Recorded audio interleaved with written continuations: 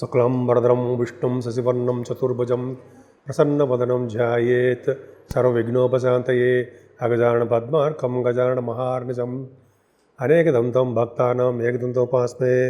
ఓం గం గణపతయే నమః. ఓం శ్రీమాత్రే నమః. ఓం శ్రీ గురుభ్యో నమః. నేను మీ వాడరే ఆదినారాయణరావు శర్మ.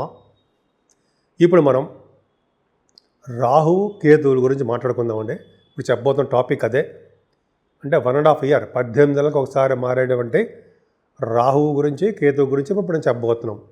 18th నుంచి కూడా రాహువు కుంభరాశిలోకి అలాగే కేతువు సింహరాశిలోకి మారడం వలన రాహు కేతులు 12 రాశుల వారికి ఇచ్చే అశుభ ఫలితాలు ఎలా ఉండబోతున్నాయో ఇప్పుడు మనం తెలుసుకోబోతున్నాం. అసలు ముందుగా కారకత్వాలు అని చెప్పి అంటాం. అసలు రాహు కేతువుల కారకత్వాలు అంటే ఏంటి? వాళ్ళు ఏం చేస్తారు? రాహు ఏమి ఇస్తాడు, కేతు ఏమి ఇస్తాడు? కారకత్వాలు అంటే అవే అండి. సో ముఖ్యంగా ముందు తెలుసుకోవాల్సిందంటే కారకత్వాల గురించి తెలుసుకోవాలి. ఈ రాహు ఏంటంటే జనరల్గా దూర ప్రాంత ప్రయాణాలు చేయడము, అరణ్య ప్రాంతాల్లో నివసించేటు చేయడము, భార్యాపుత్రుల వల్ల పీడ, నీచ వృత్తితో జీవించడం, సౌఖ్యం లేని భోజనము, ఉద్యోగ భంగము, శరీరంలో పీడ, దొంగల వలన, నిప్పు వలన, అధికారుల వలన బాధలు, ఇవన్నీ కూడా రాహు దశలో జరుగుతూ ఉంటాయి. రాహు దశలోనూ రాహు వచ్చినప్పుడు ఆయన ఇచ్చే కారకత్వాలు ఇలా ఉంటాయండి. అలా కేతువు ఏమి ఇస్తాడు? కేతువు ఇచ్చేటువంటి ఫలితాలు ఎలా ఉంటాయి? అనేక కారకత్వాలు ఎలా ఉంటాయంటే, కేతువు ఒకవేళ శుభుడు అయితే సోదరుల సౌఖ్యాన్ని బాగా ఇస్తాడు. అంతేకాకుండా యజ్ఞాలు, దానాలు అధికంగా చేయడం, వృత్తిలో లాభం, అలాగే గృహం లభించుట, రాజ గౌరవము, కీర్తి, సత్పురుషుల సాంగత్యము, సావాసము, పోయిన వస్తువులు దొరకడం, దేవతా దర్శనము, కొంతమందికి అందరికీ కూడా జనరల్గా కేతు ప్రభావం వలన అన్న వస్త్ర సంపదలు కలుగుతాయి. ఆయన మంచి పొజిషన్లో ఉంటాయి. అలాగే ఆయన అశుభత్వం పొందేయడం విషప్రయోగం, ధనవ్యయం, దౌర్జన్యం, నీచ వ్యాపారాల వల్ల జీవించడం, విదేశాల్లో నివసించడం, విదేశీ నివాసం, త్రిప్పడం, సన్యాసత్వం, వైరాగ్యం, అలాగే మతిస్థిమితం లేకుండా తిప్పడం జనాల్ని, అలాగే హీనులతో కలహం, అలాగే హృదయ సంబంధించిన వ్యాధులు రావడం, ఇలాగ కారకత్వాలు ఉంటాయండి. ఇది అందరికీ వర్తించవు.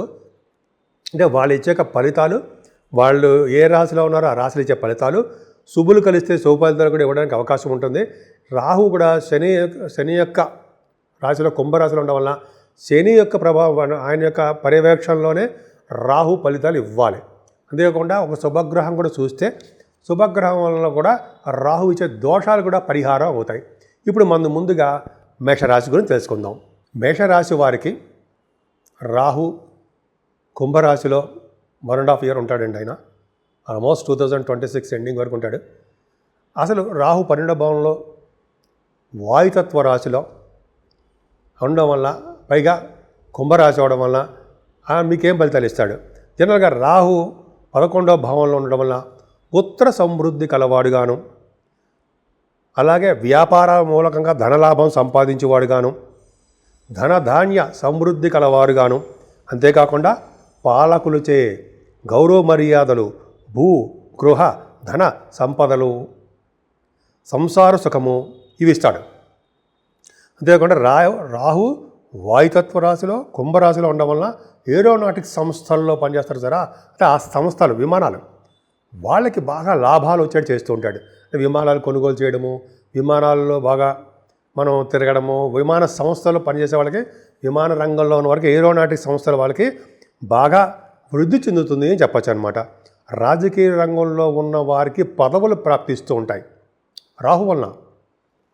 అంతేకాకుండా వారికి ప్రజాదరణ, ప్రజాభిమానం నిత్యము పొందుతూ ఉంటారు. ఈ రాహు వలన సర్వలాభము, భూములు, ధైర్యము, సర్వకార్య విజయము, సుఖ సంతోషాలు, పుత్ర వృద్ధి కలుగుతాయి 11వ భావంలో రాహు వలన. అంత బ్యూటిఫుల్గా ఉంది సారా. మేషరాశి వారికి రాహు బలం చాలా చాలా బాగుంది. అందుకే మీ వ్యాపారాల్లో కూడా బ్రహ్మాండంగా సక్సెస్ చేస్తూ ఉంటారు. 11వ భావంలో ఉన్న రాహు కూడా మిమ్మల్ని గంగాస్నానము చేయించడానికి కూడా ఎక్కువ అవకాశాలు ఉన్నాయి. గంగాస్నానము, కాశీ వంటి క్షేత్ర దర్శనాలు, ఇవన్నీ మీరు బాగా చేసుకుంటారనలో ఏమాత్రం సందేహం లేదు. రాహు వలన మీరు కొంతమంది గవర్నమెంట్ పర్మిషన్లో ఉండడానికి అవకాశాలు ఉంటాయి.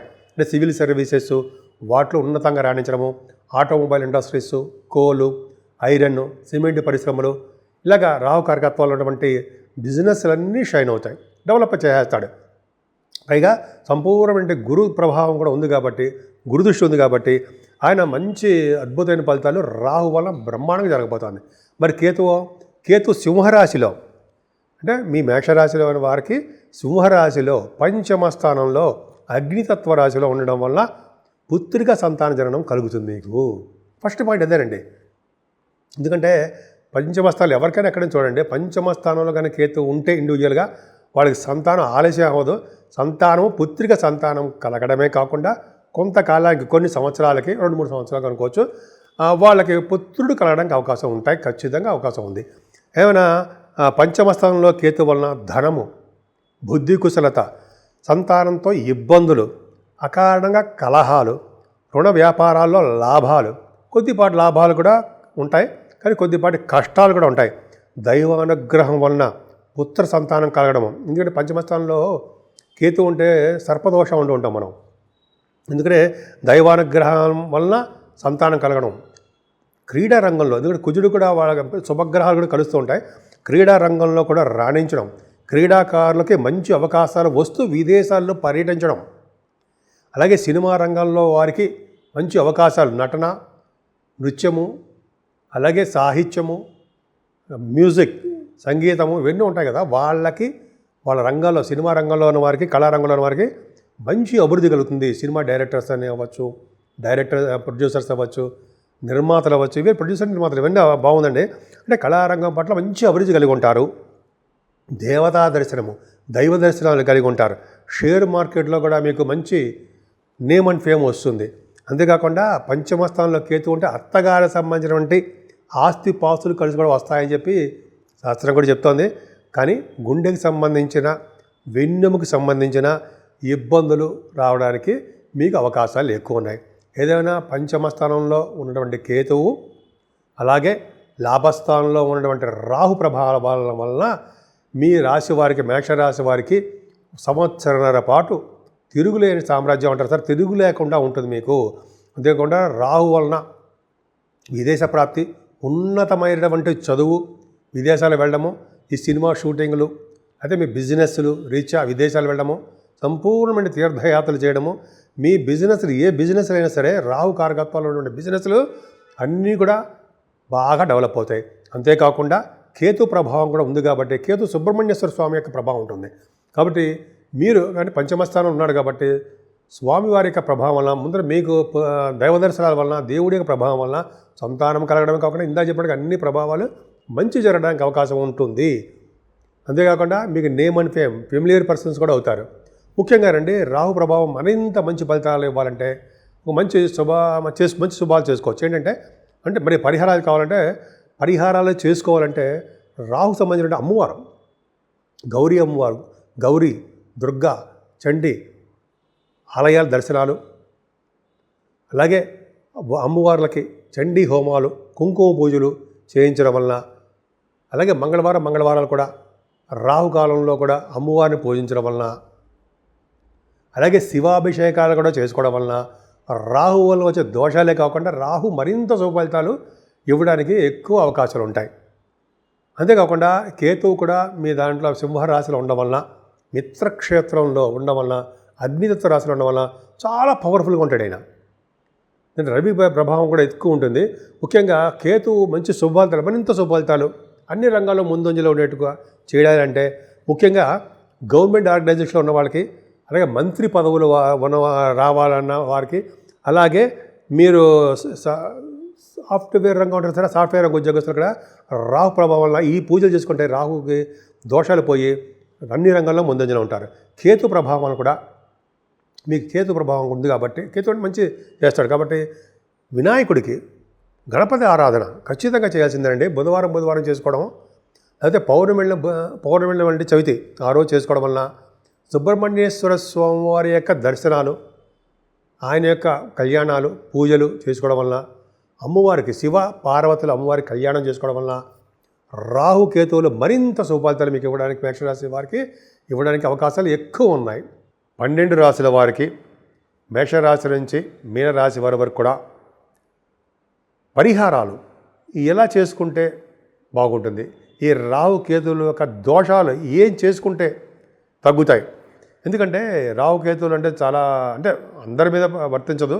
రాహు కేతువులు దోషాలు తగ్గాలంటే ఫస్ట్ మనం చేయవలసిన పని ఏంటంటే కాళహస్తి వెళ్ళడమే.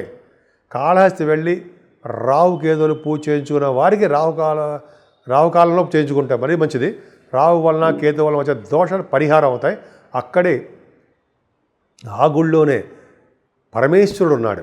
పరమేశ్వరుడు యొక్క దర్శన భాగ్యం ఉండడము చేసుకోవడం వలన రాహుకేతువుల యొక్క దోషాలు, అలాగే మన ఈశ్వరుడికి అభిషేకాలు చేయించుకోవడం వలన, అమ్మవారికి పూజలు అక్కడ గౌరీ అమ్మవారు ఉన్నారు కదా చేయించుకోవడం వలన, అంటే మనకి రాహుకేతువులు శివుడు అమ్మవారు ఉండడం వల్ల ఆ పవర్ బాగుంటుంది. కాబట్టి ఈ రాహుకేతువుల యొక్క దోషాలు పరిహారం అవుతాయి.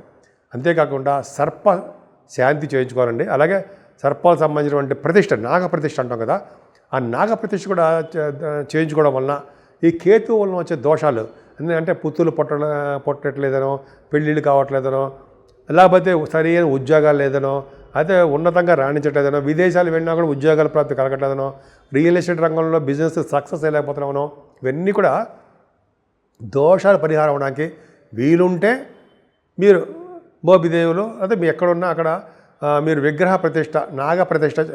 విగ్రహ ప్రతిష్ఠ చేయించుకోండి. మనం అంత స్తోమత లేదు, మనం చేయించుకోలేమండి, టైం కుదరదు, టైం ఉండదు, పర్వాలేదు, డోంట్ వరీ. మనం కనీసం సుబ్రహ్మణ్య మనం ఆన్లైన్ అయినా సరే మనం ఈశ్వరుడు అంటే పరమేశ్వరుడు మనం అక్కడ చేసుకోవచ్చు. ఎక్కడ మీరు వీలుంటే అక్కడ ఆన్లైన్లో అమ్మవారికి ఉంటారు కదా కాళహస్తి కానీ, అలాగే మరి మీకు ఎక్కడ వీలుంటే అక్కడ పూజలు చేయించుకోండి. అంతేకాకుండా సుబ్రహ్మణ్యేశ్వర దేవాలయాలు, పళని అటువంటి దేవాలయ సందర్శనలు మనం ముందాగా చెప్పినట్టుగా చేయించుకోవడం వలన, అంటే సరస్వతి అమ్మవారి యొక్క దర్శన భాగ్యం చేసుకోవడం వల్ల, జ్ఞాన సరస్వతి అమ్మవారు ఉండడం వల్ల, ముఖంలో బ్రహ్మ యొక్క తేజస్సు, నాలుక మీద సరస్వతి నాట్యం కావాలని చెప్పి మనం వాళ్ళు కోరుకుంటుంటాం కదండి. మనం దండం పెట్టుకోవాలి, అలాగే దండం పెట్టుకోవాలి కదా.